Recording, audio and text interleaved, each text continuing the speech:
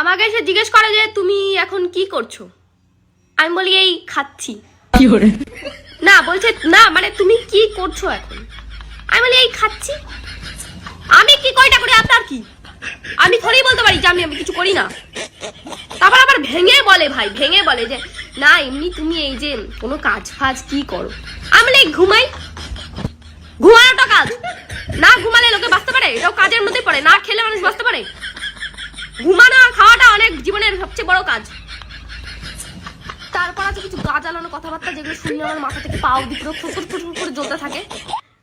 কিরে আজকাল তো তোকে দেখি না, কোথায় থাকিস? আদৌ বাড়িতে নিজের থাকিস তো? না কাকিমা, বাড়িতে তো কি করে থাকবো, তোমার বড় আমাকে কতগুলো বাড়ি করে দিয়েছে, ওইখানে থাকি, নিজের বাড়িতে থাকি না আমি। আকবলদা পাঠার মতো কথা, নিজের বাড়ি থাকবো না তো কোথায় থাকবো? চাকরি পেয়েছি যে অন্য কোথাও ব্যাঙ্গালোর ফ্যাঙ্গালোর গিয়ে সেটেল হয়ে যাবো, আর তাও পারবো না। আমার অত যোগ্যতা নেই, অত যোগ্যতা মানে আমি বুঝতে পারি না। লোকে যখন জানে যে আমি কি পারি আমি কি পারি না, তাও এসে কুরকুরানি ওদের এত কেন যে এসে জিজ্ঞেস করে এইটা পারিস না ওটা পারিস না কেন? আমি রান্না পারলে কি তোমার বাড়িতে রান্নার কাজ করাতাম আমাকে? আমি যদি পড়াশোনা পারতাম, চাকরি করতাম, তোমার বাড়িতে কি চাকরি দিতাম? তোমার জেনে কি লাভ? তোমার চাকরি আছে কোনো, দেবা আমাকে? এত তোমার জানার কি ইচ্ছা? ভাই এত জানার ইচ্ছা কোথা থেকে আসে?